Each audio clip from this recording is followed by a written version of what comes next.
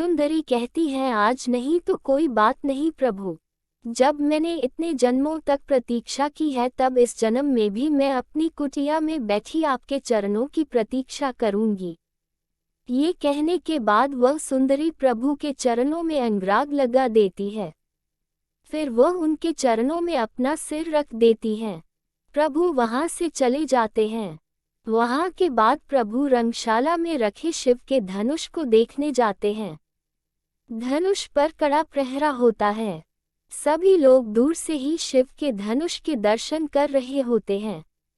एक पंडित जी शिव धनुष की पूजा और देख रेख कर रहे होते हैं और दूसरा उनका एक सेवक लोगों को धनुष के पास पत्ते पर रखे प्रसाद को लाकर दे रहा था और पुनः धनुष के पास जाकर लौट रहा था।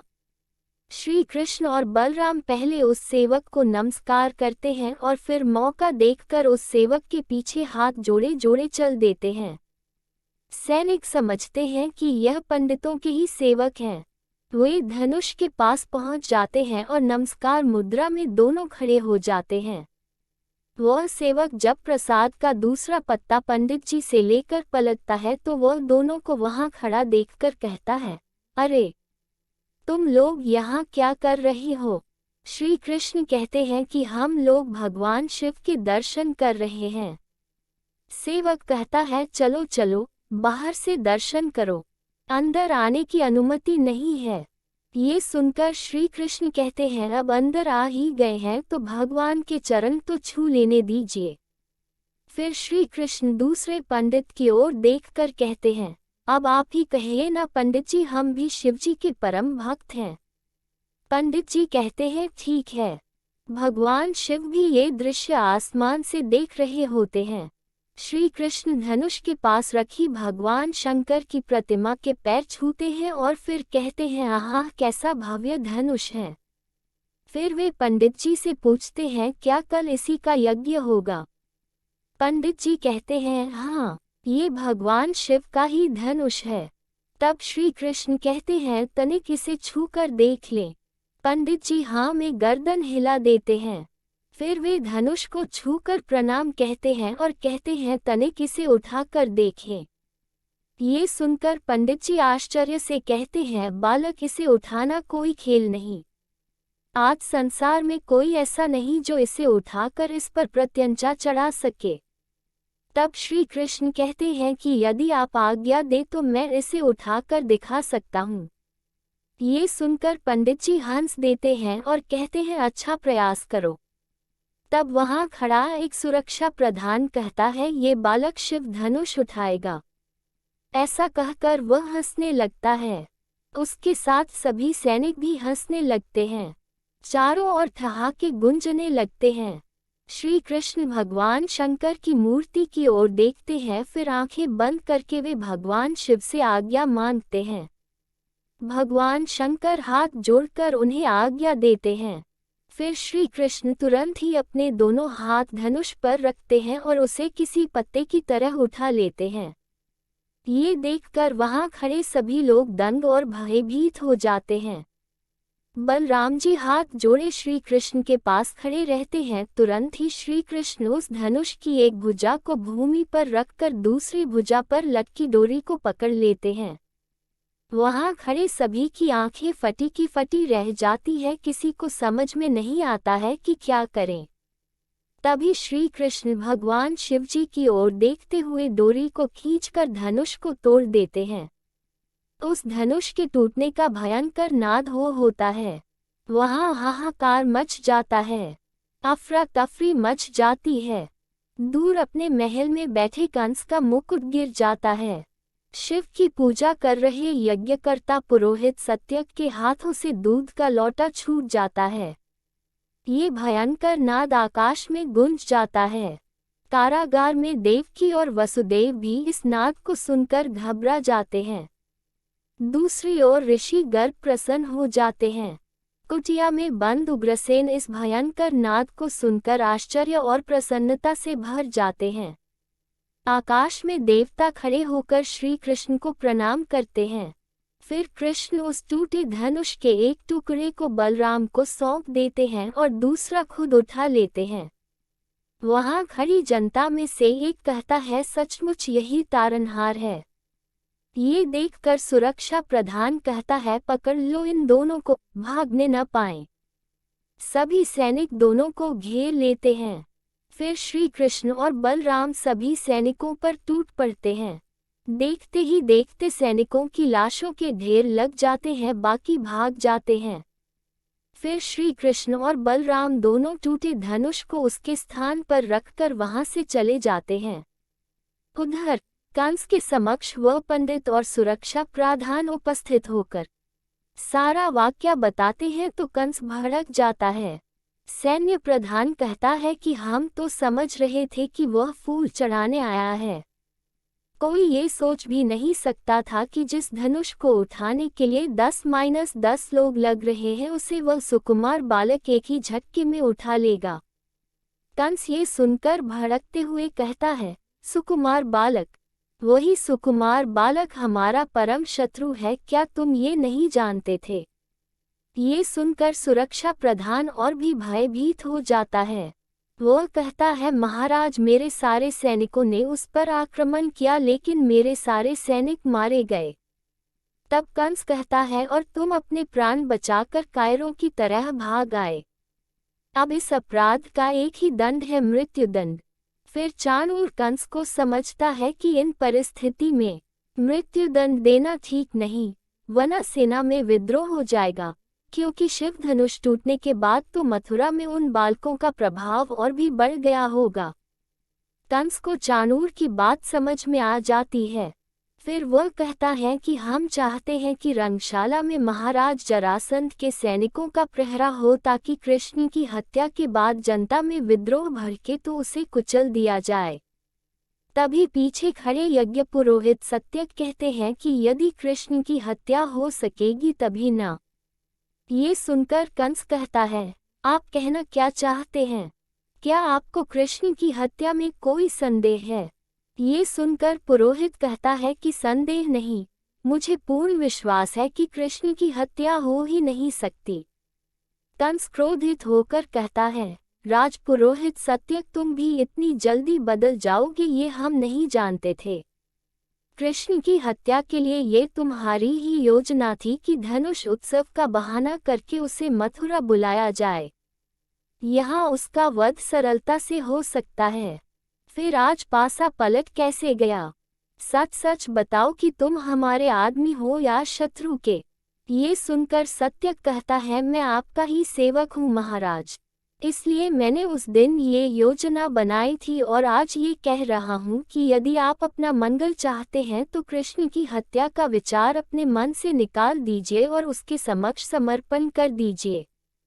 मैंने उस दिन कहा था कि मेरे गुरुदेव ने मुझे बताया था कि धनुष यज्ञ पूर्ण होने के पूर्व यदि धनुष टूट गया तो यजमान की मृत्यु हो जाएगी और जो उस धनुष को तोड़ेगा वो और कोई नहीं होगा, स्वयं नारायण ही होगा। इसलिए आज ये निश्चित हो गया है कि ये बालक कृष्ण स्वयं नारायण ही है। तब आप तो क्या सारी सृष्टि में ऐसा कोई नहीं है जिसमें उनका वध करने की शक्ति हो। इसलिए कहता हूँ अभी समय है, शत्रुता छोड़कर उनकी शरण में चले जाइए, इसी में आपका कल्याण है। वो परम दयालु है, आपको क्षमा कर देंगे। ये सुनकर कंस और भी भयभीत हो भड़क जाता है। फिर कंस कहता है, उस दिन तुम हमें अजर अमर बना रहे थे और आज हमसे दया भी भीख मांगने का कह रहे हो। तब सत्यक कहता है कि यदि यह धनुष यज्ञ पूर्ण हो जाता तो आप अजर अमर हो जाते, परंतु आप इस धनुष की रक्षा नहीं कर सके, इसलिए अब अपने प्राणों की रक्षा कीजिए, मेरी राजभक्ति पर संदेह ना करें। ये सुनकर कंस सत्यक को एक लात मारकर कहता है, धिक्कार है तुम पर और तुम्हारी राजभक्ति पर। जिस कंस ने इंद्र को परास्त कर उसकी अमरावती पर अपना झंडा लहरा दिया था, तीनों लोकों में जिस कंस को कोई परास्त नहीं कर पाया, उस महाबली कंस को तुम अपने ही हाथों उसकी हार स्वीकार करने को कह रहे हो। याद रखो, कंस मर सकता है, हार नहीं सकता। फिर कंस उस राजपुरोहित को भी कारागार में डालने का आदेश दे देता है। उधर गोकुल में ग्रामीण लोग मशाल लेकर नंद बाबा के यहाँ पहुंचकर उन्हें आवाज लगाते हैं। गैलरी में माता यशोदा और नंद बाबा आकर पूछते हैं क्या हुआ। एक ग्रामीण कहता है कि सुना है कि कल उत्सव की सभा में कृष्ण के प्राण संकट में है। ये सुनकर नंद और यशोदा घबरा जाते हैं। नंद बाबा पूछते हैं किसने कहा तुमसे। तब वह कहता है इस तोषक ने।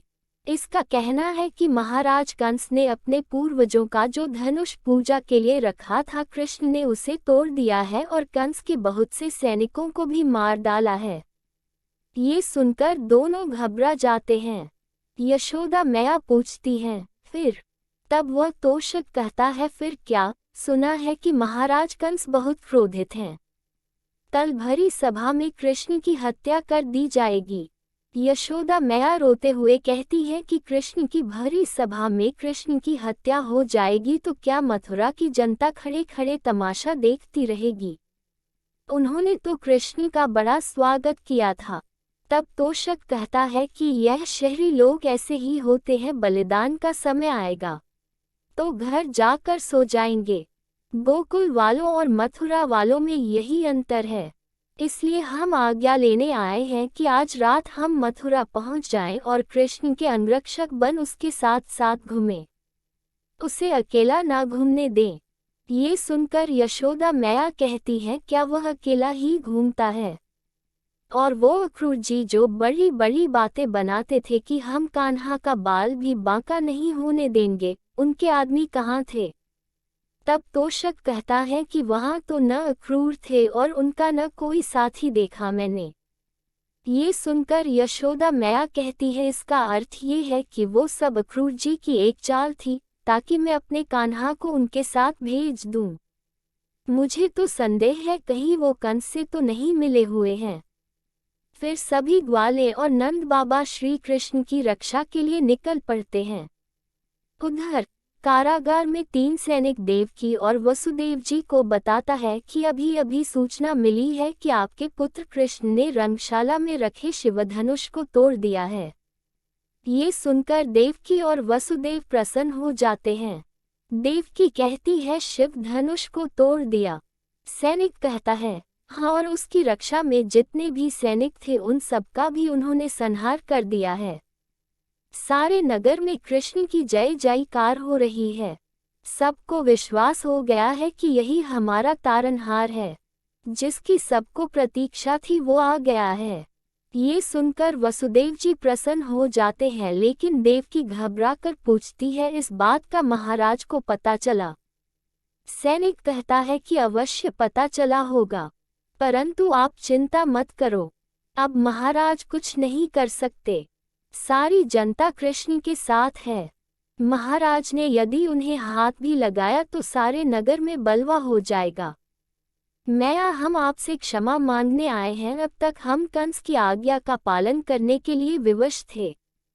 तभी वहां सुरक्षा प्रधान अन्य सैनिकों के साथ आ धमकता है और वह उन तीनों सैनिकों को राजद्रोह के आरोप में काल कोठरी में बंद करने का आदेश दे देता है। वह भी वहां से चला जाता है। उधर चाणूर कवमलियापीर नामक हाथी को मदिरा पान करवाता है। फिर चाणूर पहलवानों को देखने के लिए अखाड़े में जाता है। कई पहलवान वर्जिश कर रहे होते हैं। चाणूर कहता है बस एक रात और उसे चैन से सो लेने दो। दूसरी ओर श्री कृष्ण अतिथि गृह में अपने पलंग पर बड़े चैन से सोए रहते हैं। गर्ग मुनि अपनी योग शक्ति से कृष्ण के पास पहुंचकर उन्हें प्रणाम करते हैं। श्री कृष्ण कहते हैं महर्षि मर्यादा अनुसार तो ये मेरा कर्तव्य था कि गुरु चरणों में प्रणाम करने के लिए मैं स्वयं आपके आश्रम आता, परंतु आपने स्वयं पधार कर मुझे इस सेवा से वंचित कर दिया। तब गर्ग मुनि कहते हैं क्षमा करें प्रभु, मैं अब और प्रतीक्षा नहीं कर सकता था। आपके श्री चरण मथुरा में पधारे और मैं अपने आश्रम में बैठा हुआ प्रतीक्षा करता रहूं। यह मर्यादा बाहरी जगत की होगी, परंतु एक भक्त का हृदय इस मर्यादा को नहीं मानता। एक दिन की प्रतीक्षा भी मैं नहीं कर पाया। फिर गर्ग मुनि उनके चरणों की वंदना करते हैं। उधर कंस को सपना आता है कि वह गधे पर बैठा है और राक्षसों ने उसे मारने के लिए घेर रखा है। तलवार लहराते हुए राक्षस उसे डरा रहे हैं।